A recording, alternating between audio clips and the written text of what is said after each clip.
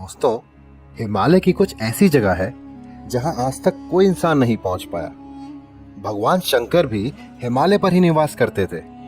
जब पांडवों को स्वर्ग जाना था तब उन्होंने भी हिमालय की ओर से ही प्रस्थान किया था। तो ऐसा क्या खास है हिमालय में, आज हम आपको बताएंगे अपनी इस वीडियो में। ऐसा माना जाता है कि हिमालय में कई ऐसे गुप्त स्थान हैं जो बाहरी दुनिया में जाकर मिलते हैं, जिससे अक्सर दूसरी दुनिया के लोग हमारी दुनिया में प्रवेश करते हैं। लेकिन आज की कहानी बिल्कुल अलग है, और ये कहानी है एक साधु की। एक साधु जो दिखने में बिल्कुल हमारी तरह था, लेकिन उसके साथ कुछ ऐसा हुआ कि यह सुनकर आपको यकीन नहीं होगा।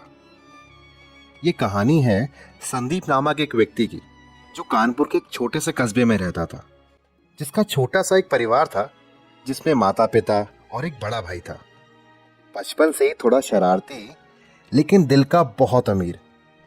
उनकी छोटी सी एक परचून की दुकान थी जो संदीप के बड़े भाई साहब चलाते थे, और जिस पर अक्सर वो बैठ जाया करता था। अक्सर उसके गांव में बहुत सारे बाबा संत महात्मा आते रहते थे, जिनको वो अपनी दुकान से कुछ ना कुछ दे दिया करता था, और उसके लिए कोई पैसे भी नहीं लेता था।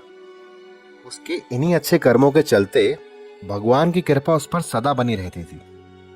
लेकिन एक बार उसकी जिंदगी में एक अलग मोड़ आया।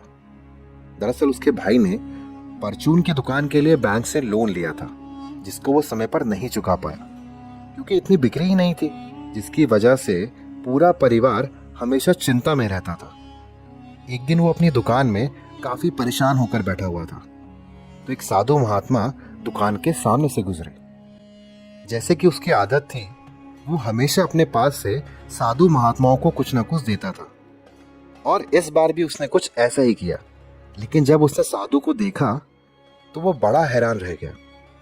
साधु के मुख पर एक अलग ही तरह का तेज था, जो आज से पहले उसने किसी भी साधु के मुंह पे नहीं देखा था। उसके चेहरे पर तेज इसलिए था क्योंकि वह साधु एक तपस्वी बाबा थे, जो हमेशा भगवान की भक्ति में लीन रहते थे, और ना जाने कौन कौन सी सिद्धियों को अपने पास समेटे हुए थे। जैसे ही उन साधु बाबा ने राम को देखा तो उन्होंने बोला, बेटा बहुत परेशान लग रहे हो, क्या हुआ?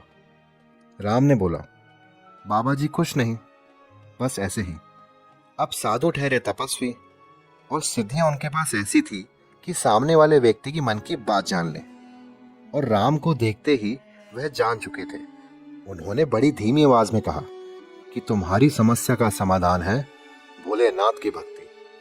और उन्होंने अपने झोले में से एक रुद्राक्ष माला निकाली और राम के कान में एक मंत्र बताया, और बोले कि रोज इसका जाप करना।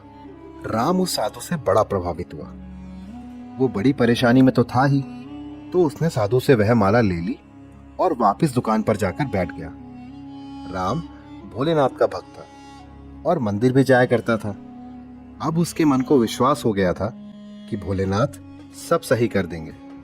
उसने वैसे ही भक्ति करनी शुरू करी जैसे कि उसको साधु ने बताया था, और यकीन मानिए कि ऐसा चमत्कार हुआ कि उसकी परचून की दुकान दोबारा से अच्छी चलने लग गई। जो भी उधार थे वो सारे के सारे वापस आने लगे। यह सब देखकर राम का विश्वास और ज्यादा बढ़ गया, और वह और ज्यादा भक्ति में विलीन हो गया। अब राम को भक्ति में आनंद आने लगा।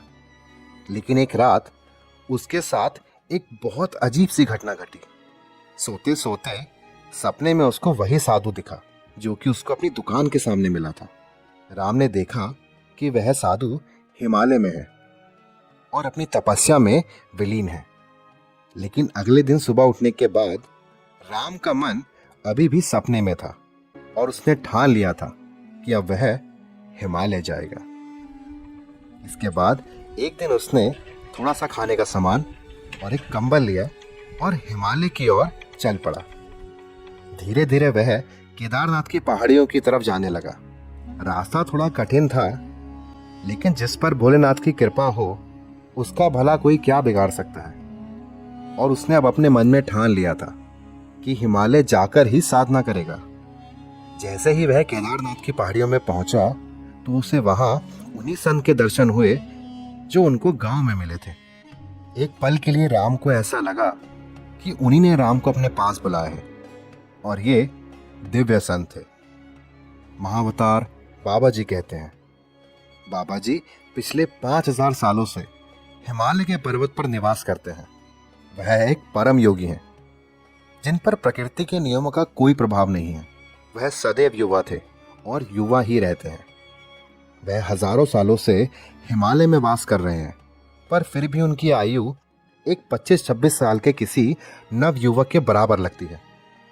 वह अदृश्य होकर कहीं भी प्रकट हो सकते हैं। वह बिना खाए जीवित रह सकते हैं। वह लोगों के बारे में हर बात जान सकते हैं। वह अपनी चमत्कारी शक्तियों से कुछ भी प्रकट कर सकते हैं इत्यादि। बाबा जी की शरण में आकर राम अपनी तपस्या में लीन हो गया और उसके बाद से ही उनका कोई भी संपर्क नहीं हो पाया है। दोस्तों, ये है हिमालय के योगी। अगर आपको ये वीडियो अच्छी लगी है तो इसको लाइक और सब्सक्राइब जरूर करिएगा। धन्यवाद।